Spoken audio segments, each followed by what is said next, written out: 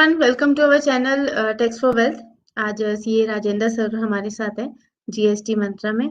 Rajendra sir, most welcome. Thank you ma'am. जी, तो जो अभी जिनके ऑलरेडी क्वेश्चंस आ चुके हैं, आई एम वेरी सॉरी, थोड़ा सा डिले हो गया, अपोलोजाइज फॉर द सेम। तो Rajendra sir, can we start now? हाँ जी बिल्कुल। Rakesh Batra sir, most welcome. Sir, we have a question of Mr. C. Rakesh Batra ji. Light on topic ship to bill. To how many invoices make? E-way bill whom? Both cases, please, intra or interstate.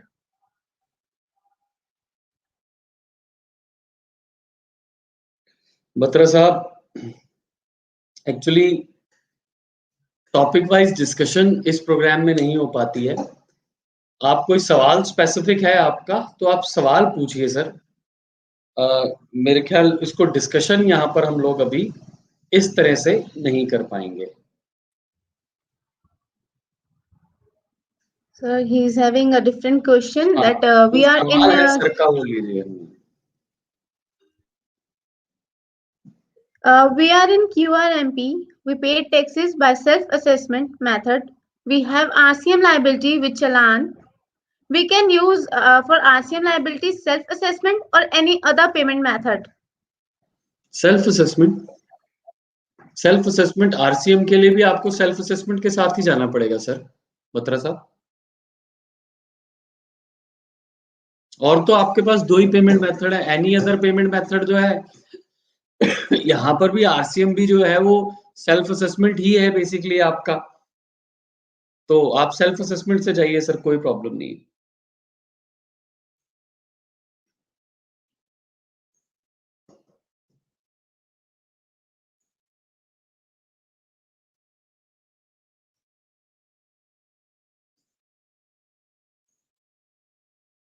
Sanjeev Arora जी हमारे अंबाला से मित्र जुड़ गए हैं, बहुत बहुत स्वागत है आपका। सुरजीत जी हैं हमारे साथ। सुरजीत जी ने कुछ सवाल पूछे हुए हैं। बत्रा साहब, बिल टू शिप टू पे आपका जो भी स्पेसिफिक सवाल हो आप मुझसे पूछ सकते हैं। दमनदीप सिंह जी हमारे मुरादाबाद से हमारे मित्र हैं, वो जुड़े हैं हमारे साथ अभी जी।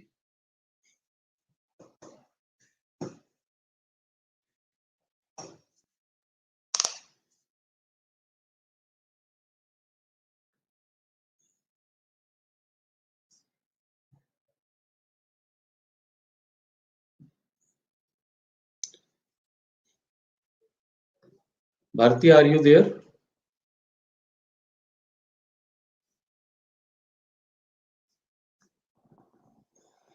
भारती जी आप हैं अभी शो में? जी sir, sorry sir, there was some network issue. Sir Sujit sir हैं हमारे साथ शो में। Sujit sir, most welcome. We are supplying electronic control panels with GST invoice to our customers and subsequently raise services invoices for testing, commissioning, installation, etc. at customer place. But now our most of customers want only one invoice for goods and services. So please guide how to prepare only one invoice for supplying goods and services. Customer have sent only one purchase order. देखिए सुजीत जी, अगर PO एक है तो आपको ये determine करना पड़ेगा कि आपका प्रिंसिपल सप्लाई गुड्स का है, सर्विसेज का है या कंपोजिट वर्क्स कॉन्ट्रैक्ट का है। तो अगर वो सर्विसेज है तो आपको रेट ऑफ टैक्स उसके हिसाब से लगाना होगा। अगर वो बेसिकली सबसे पहले आपको कंपोजिट और मिक्स सप्लाई में डिफरेंशिएट करना होगा। हाँ, ये क्वेश्चन हटा दीजिए भारती, क्वेश्चन सामने स्क्रीन से हटा दीजिए, क्वेश्चन हो गया। नाउ यहाँ पर जो क्वेश्चन अराइज करता है यहाँ पर अभी इस समय, वो ये है कि आपका प्रिंसिपल सप्लाई क्या है। आप जो है वो इलेक्ट्रॉनिक पैनल कंट्रोल पैनल्स देते हैं फिर उनके टेस्टिंग, कमीशनिंग और इंस्टॉलेशन के इनवॉइस भी करते हैं। कंट्रोल पैनल का रेट ऑफ टैक्स क्या है सुजीत जी, आप मुझे बताएंगे क्या? 12 है या 18 है? कंट्रोल पैनल का रेट ऑफ टैक्स क्या है?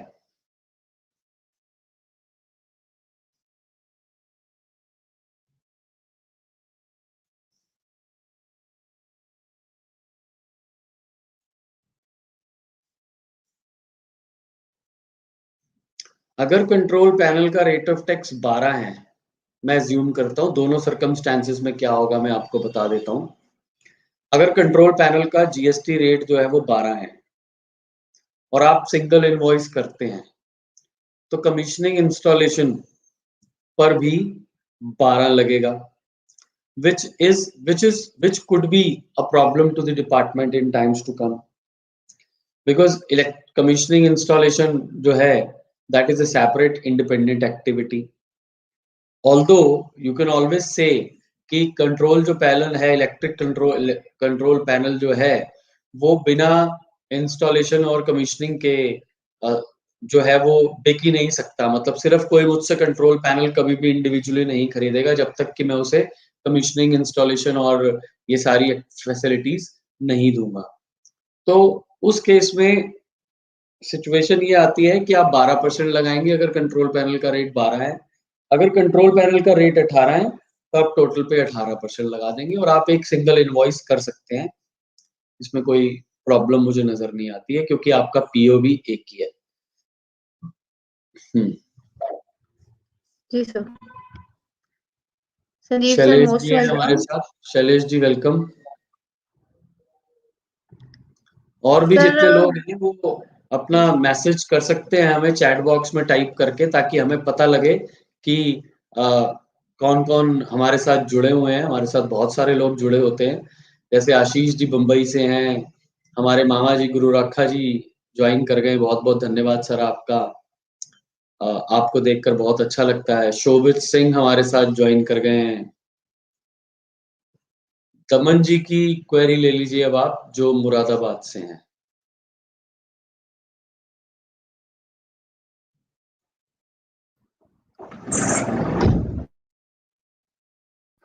Daman sir, most welcome. So we have imported one shipment for re-exporting the same, but rate of product was high at the time of export. But currently rate is quite low, so we need to export again same price. Daman ji, custom का संबंधित सवाल है और custom में मैं बहुत ज्यादा जानकारी नहीं रखता। लेकिन मैं इसको श्योर शॉट बड़ा क्लैरिटी से आपको बता दूं, मैं श्योर शॉट इसमें जवाब नहीं दे पाऊंगा, because it is more of री एक्सपोर्ट के लिए जब आप इंपोर्ट ड्यूटी नहीं पे करते तो कस्टम से संबंधित समस्या है। तो कस्टम का मैं जानकार नहीं हूं, मुझे नहीं पता है, तो इसलिए मैं आपको श्योर शॉट जवाब नहीं दे पाऊंगा। लेकिन मैं आपको अपना व्यू दे रहा हूं। I may be wrong, you have to check with some expert, कि अगर आपने जिस प्राइस पे इंपोर्ट किया है, जितने की इंपोर्ट ड्यूटी आपने नहीं पे की है फॉर री एक्सपोर्टिंग इट, जिस वैल्यू पर आपने इंपोर्ट किया उतनी इंपोर्ट ड्यूटी लगनी थी। अब अगर आप उसी वैल्यू पर एक्सपोर्ट नहीं करते हैं तो you have to either substantiate that the value is reduced। अगर आप प्रोडक्ट सेम एक्सपोर्ट कर रहे हैं मुझे नहीं लगता कि कोई प्रॉब्लम उसमें होगी, क्योंकि प्रोडक्ट आपका सेम जा रहा है, तो आपको उस केस में दिक्कत होनी नहीं चाहिए। बट फिर भी एक्सपर्ट का आपको कोई एडवाइस ले लेना चाहिए दमन जी। अनफॉर्चुनेटली जीएसटी की तरह, जैसे हम जीएसटी में यहाँ पर एक ऐसा हमने एक मीडियम बना रखा है कि हमारे जितने भी दोस्त हैं जो सवाल जवाब आप मुझसे कर सकते हैं, लेकिन ऐसा कोई जो है वो कस्टम पे मेरी नॉलेज में नहीं है। तो मैं आपको अपना जवाब जो है वो अपनी बेसिक अंडरस्टैंडिंग से दे रहा हूँ। सुजीत जी, मैंने आपका जवाब दे दिया है। 18% अगर है कोई प्रॉब्लम ही नहीं है। आप 18% पे जो है कंपोजिट सप्लाई ट्रीट करके उसको the principal supply is with respect to the supply of electric control panel, and the incidental supply, ancillary supply, underlying supply is of commissioning, testing, commissioning and installation. तो कोई problem नहीं है Sir, moving to next question.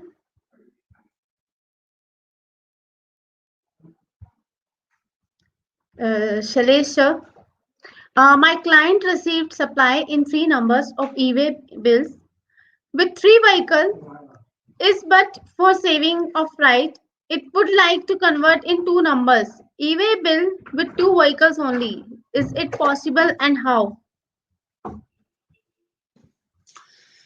Shailesh ji,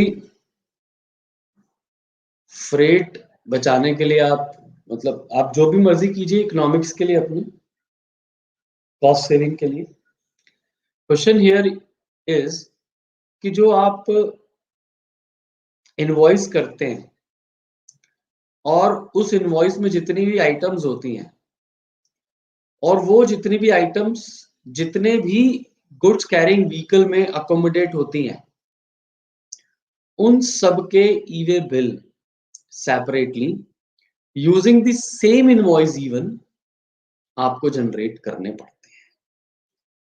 तो मैंने आपको आपके सवाल का जवाब दिया है कि अगर आप 2 व्हीकल यूज करते हैं एक ही इनवॉइस के आइटम्स को अकोमोडेट करने के लिए, तो आपको 2 separate e-way bill using the same invoice number required है।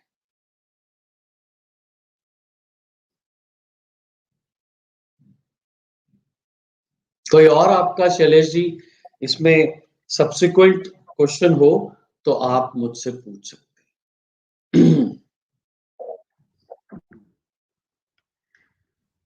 Sir, moving to next question of Arun Gupta. Arun sir, most welcome. Sir, amalgamation of 3 companies, filing date 1st April 2019, approval date March 2020, effective from April 2019 only. GSTR 3B and GSTR 1 filed separately for each of 3 companies. How to file GSTR 9? How to show difference in financials combined versus GSTR 9 only first company?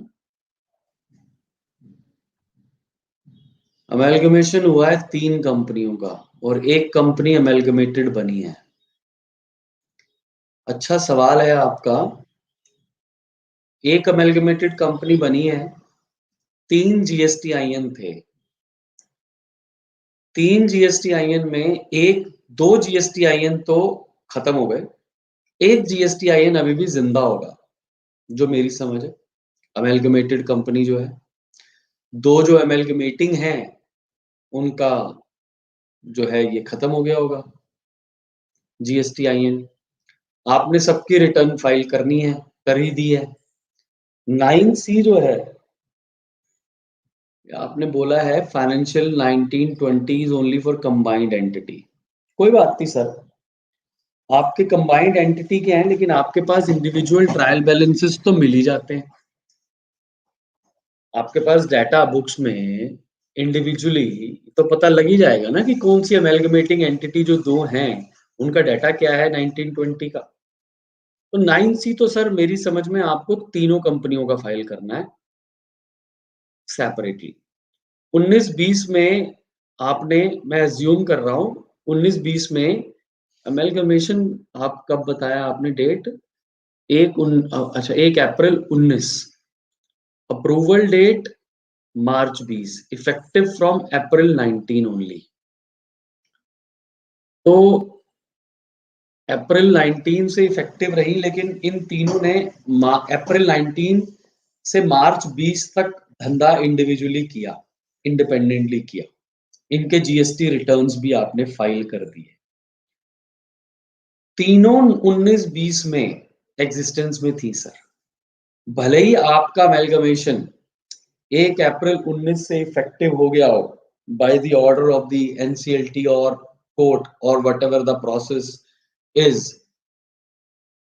But to my humble view, the 9 and 9C for all three should be separately filed, sir, not the combined entity, sir.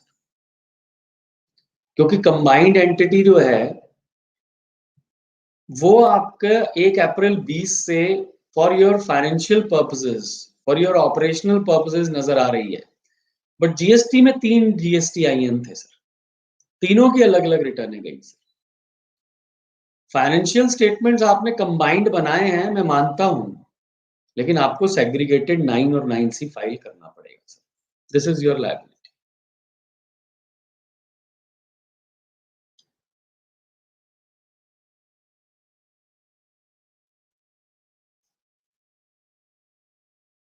मैं देखता हूं कई बारी कि कुछ हमारे video को like तो आते ही हैं, कुछ डिसलाइक भी आ जाते हैं।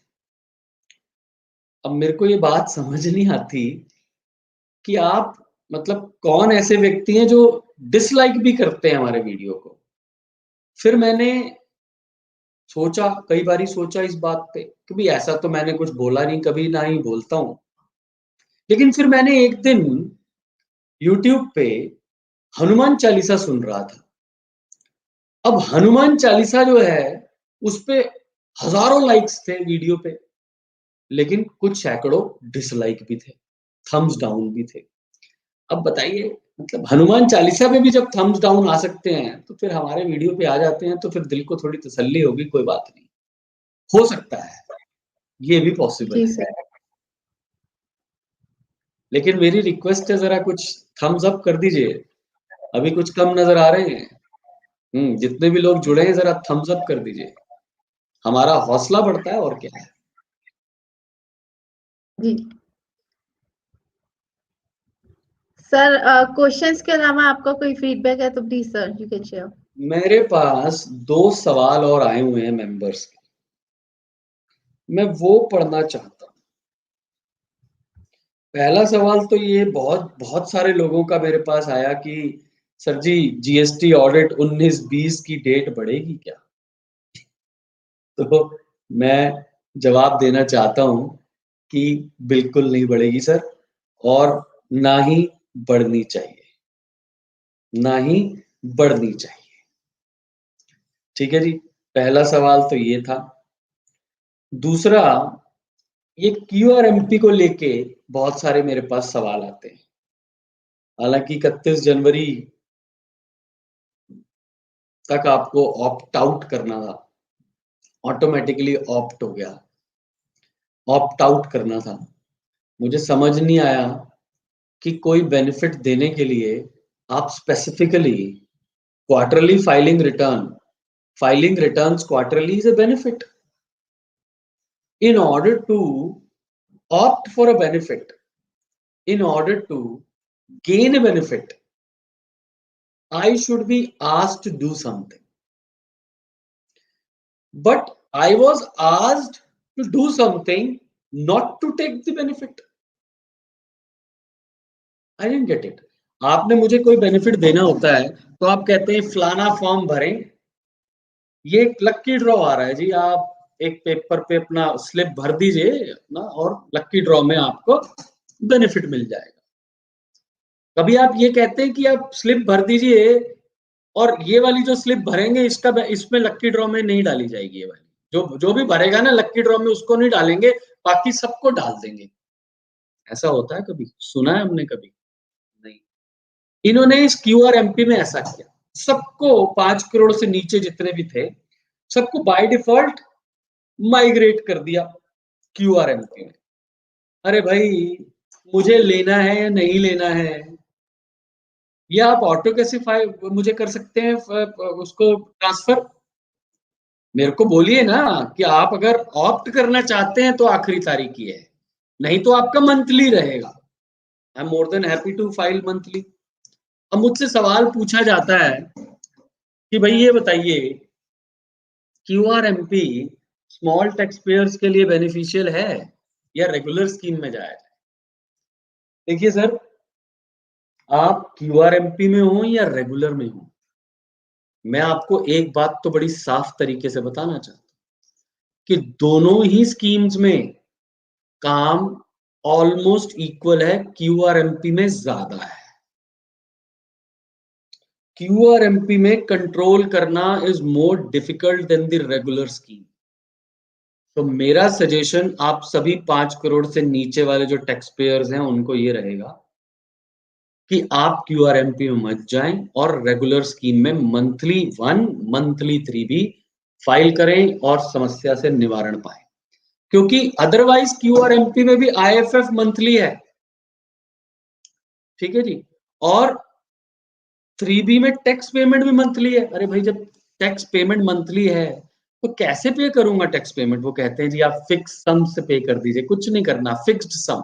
अरे भाई, मेरी सेल कम होती है, ज्यादा होती है, आप तो पिछला वाला क्वार्टर पकड़ लेते हैं, उसी को 3 हिस्सों में डिवाइड कर देते हैं, 35%, 35%, 35%, और कहते हैं जमा करा दो।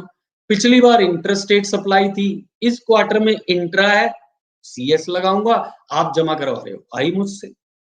पिछली बार मेरा 10 लाख का धंधा था, इस बार धंधा कम है, तो जितना टैक्स पिछली बार दिया था उतना इस बार क्यों दूंगा भाई, जब कलेक्ट ही नहीं किया तो। कोटा टैक्स पेयर, क्या फैसिलिटी दे रहे हो मुझे तो समझ ही नहीं आ रहा आप लोगों का, क्या सोच के ला रहे हो? क्या रात को कौन सा सपना आता है और सुबह कौन सी स्कीम बनती है, कुछ समझ नहीं आ रहा है। तो मेरी विनती तो ये है, आप रेगुलर में जाएं। यहाँ तो फिक्स सम या सेल्फ असेसमेंट में मंथली पीएमटी 06 से टैक्स पे करें, फिर क्वार्टरली 3B फाइल करें भैया। पहले महीने के महीने कैलकुलेशन करके पीएमटी 06 फाइल करूं, फिर पूरी क्वार्टर की दोबारा कैलकुलेशन करके 3B फाइल करूं। अरे भाई, मैं पागल हूं क्या? अगर मुझे मंथली सेल्फ असेसमेंट टैक्स ही निकालना है तो मैं 3B क्यों ना फाइल कर दूंगा? सेल्फ असेसमेंट टैक्स निकालने का मतलब है 3B की इंफॉर्मेशन निकालना। माफ कीजिएगा, मुझे तो समझ नहीं आई ये स्कीम। क्यूआरएमपी से बेहतर आप रेगुलर में जाइए, कम काम करना पड़ेगा आपको।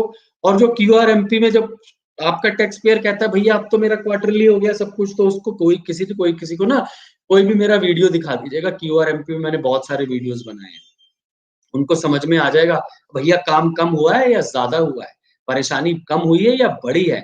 आपके पास रिकॉर्डिंग की परेशानी, आपको डाटा मैनेजमेंट की परेशानी बढ़ी है या कम हुई है। तो मेरे हिसाब से तो आप रेगुलर स्कीम में जाइए, क्यूआरएमपी मत जाइए। आशीष का एक सवाल है, आशीष का सवाल ले लेते हैं हम।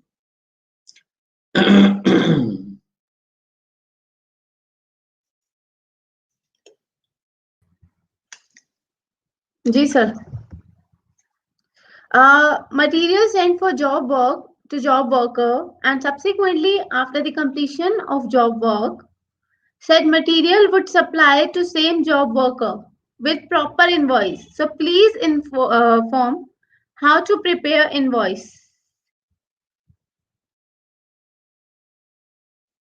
Sir, he is having the same question in 3 parts. Continuation of the question is that I mean, we have received order from customer and all the activities of production will happen in customer premises only. So how to prepare invoice? Please suggest. E-way bill नहीं बनेगा, invoice तो बनेगा ही बनेगा ना sir, invoice तो बनेगा ही। और invoice आपकी, आप टैक्सेबल सप्लाई आपके प्रेमिसेस से दे रहे हैं, ऑफ कोर्स वहां पर आप कमीशनिंग कर रहे होंगे, वहां पर आप असेंबली कर रहे होंगे, आप वहां और कोई एक्टिविटी कर रहे होंगे to gather the product to be sold और सप्लाई टू बी प्रोवाइडेड। तो उस केस में आपका ई-वे बिल नहीं बनेगा बस, क्योंकि there is no movement of goods. E way bill बनेगा जब आप मटेरियल को प्रोक्योर करके कस्टमर के प्लेस तक लाएंगे। ई-वे बिल तब बनेगा जब अपने गोडाउन से मटेरियल को कस्टमर के प्लेस से लाएंगे। अदरवाइज ई-वे बिल नहीं बनेगा, इनवॉइस तो सेम ही बनेगा। आशीष जी, कुछ और बात है तो बताइए। अरुण जी ने पूछा है कि after the trial balance got merged and one financial was sign. Sir कोई प्रॉब्लम नहीं है, एक फाइनेंशियल साइन हुआ, कोई दिक्कत। How to show difference in turnover as per financials and GSTR 9। Sir GSTR 9 आप उठाइए उनकी किताबों से, और फिर उसके बाद 9 और 1 के डिफरेंस या 9 और 3B के डिफरेंस को 9C में दिखाया जाएगा। टर्नओवर तो आपके पास है ही है ना सर। आप क्या कीजिए, table number 5 of GSTR 9C में आप ग्रॉस टर्नओवर दिखाइए जो आपकी मर्ज्ड एंटिटी की टर्नओवर है। उसके बाद नीचे माइनस कीजिए जो अदर एंटिटीज की हैं और आप आगे बढ़िए। कोई प्रॉब्लम नहीं है सर। मतलब देखिए, ऑफ कोर्स मैं बहुत ज़्यादा यहाँ पर आपको डिटेल में नहीं बता पाऊँगा। I can only give you some hints. So अगर आपको बहुत ज़्यादा और डिटेल में बात करनी है तो अरुण जी आप मेरे मोबाइल पे मुझसे कनेक्ट कर सकते हैं, वी कैन टॉक अबाउट।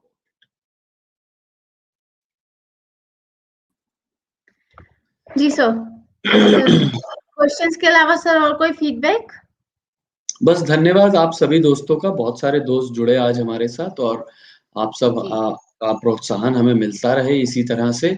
और हम लोग पिछले 8 महीने से लगभग इसी तरह नॉन स्टॉप बिना किसी गैप ब्रेक के हर मंगलवार 3 बजे आपके सामने हाजिर हो जाते हैं। चाहे मैं कहीं भी हूँ, भारती कहीं भी हूँ, हम लोग ज़रूर आपके साथ मिलते हैं। अपने अ, आपके सवालों के जवाब देने की कोशिश करते हैं, अपने विचार आपके साथ साझे करते हैं और इसी तरह आपका स्नेह, आपका आशीर्वाद, आपका प्रेम हम सब पर बना रहे, यही मैं आपसे निवेदन करता हूँ। और साथ ही साथ भारती का, पीछे पूरी हिमांशु जी की टीम का, टैक्स फॉर वेल्थ का भी धन्यवाद देता हूँ। और इनफैक्ट आप सबको एक बार आज बसंत पंचमी की शुभकामनाएँ भी देता हूँ और आशा करता हूँ कि माँ सरस्वती हमारे ऊपर कृपा बनाए रखें, जैसे उन्होंने आज तक हम पर बनाई हुई है, हम प्रोफ़ेशनल्स के ऊपर। बिना माँ सरस्वती की कृपा के हम लोग जो कि अ, ज्ञान और विद्या से संबंधित व्यवसाय में हैं, हमारे लिए बहुत ही कठिन रास्ता अदरवाइज़ होगा। तो बहुत-बहुत धन्यवाद। शबीर मीर जुड़ गए हैं। Could not join you earlier today due to crucial engagement in income tax department। कोई बात नहीं है शबीर जी, आपका बहुत-बहुत स्वागत है हमारे प्रोग्राम में। और आपका धन्यवाद है कि आप अपनी समय निकाल कर आप आए। राकेश बत्रा जी बहुत-बहुत धन्यवाद आपका। आपका प्रोत्साहन भरे शब्द हमारे लिए एक प्रेरणा है और हमें और आगे ज़्यादा काम करने का और आगे इसी तरह से कंसिस्टेंसी के साथ, एकरूपता के साथ काम करने के लिए प्रेरित करते हैं हमें। आपके शब्द, आपका ये प्यार, आपका ये आशीर्वाद। धन्यवाद, भारती। जी sir, thank you very much. Thank you my viewers, thank you tax for wealth and thank you Rajendra sir. बाकी थैंक यू। अगर आपकी कोई भी क्वेरी हो तो आप taxforwealth@gmail.com पे मेल कर सकते हैं। Thank you everyone and please like button जरूर प्रेस कर दीजिएगा as request. Thank you sir. Thank you.